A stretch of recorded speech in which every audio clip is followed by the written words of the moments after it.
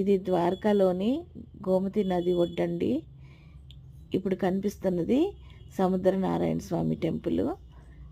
మనకి ఇప్పుడు నేను చూపిస్తున్నది ఏంటంటే సముద్రం. ఒక పక్క సముద్రం, ఒక పక్క గోమతి నది ఉన్నాయి.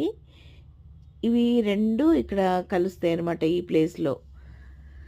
మేము ద్వారకాలో దిగంగానే గోమతి నదిలో స్నానం చేసి దర్శనం చేసుకుందామని వెంటనే లగేజ్ అంతా పెట్టేసి ఒక జత బట్టలు పెట్టుకొని ఇక్కడ గోమతి నది దగ్గరికి వచ్చాం. చూస్తే ఎక్కడ కూడా మునిగి స్నానం చేసేంత నీళ్ళు ఎక్కడా లేవు.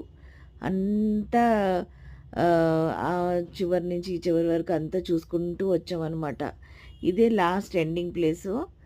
ఇక్కడ కూడా ఇక్కడే కొంచెం కనిపిస్తున్నాయి అనమాట నీళ్ళు. ముందుకైతే అసలు నీళ్ళే లేవు. ఏంటబ్బా ఇక్కడ నీళ్ళు కూడా లేవు అని అక్కడ ఉన్న వాళ్ళని అడిగితే వాళ్ళు చెప్పారు, సాయంత్రం అయ్యేటప్పటికి నీళ్ళన్నీ వెళ్ళిపోతాయంట వెనక్కి. మళ్ళీ 7 ఆ టైంకి రాత్రి 7 అవుతుండగా సముద్రం మళ్ళీ పొంగి ముందుకొస్తుందంట. ఆ పొంగి ముందుకొచ్చిన నీళ్ళు తెల్లవారి మళ్ళీ వీళ్ళు స్నానాలు చేసేంత వరకు, అంటే ఒక 10 వరకు అలా ఉంటాయంట. మళ్ళీ అక్కడి నుంచి తగ్గిపోతూ సాయంత్రం అయ్యేటప్పటికి అసలు ఇట్లా డ్రైగా అయిపోతాయి అన్నమాట.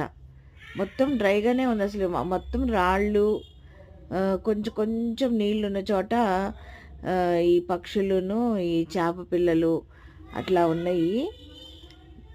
ప్లేస్ కొంచెం అశుభ్రంగానే ఉంది, కానీ దేవుడి ప్లేస్ కదా, మేము ఎట్లాగో స్నానం చేద్దాంలే అని వచ్చాము. కానీ నీళ్ళైతే లేవు. మళ్ళీ మేము 7 వచ్చి చూస్తాం. ఒకవేళ నీళ్ళు ఫుల్గా ఉంటే మాత్రం స్నానం చేస్తాం.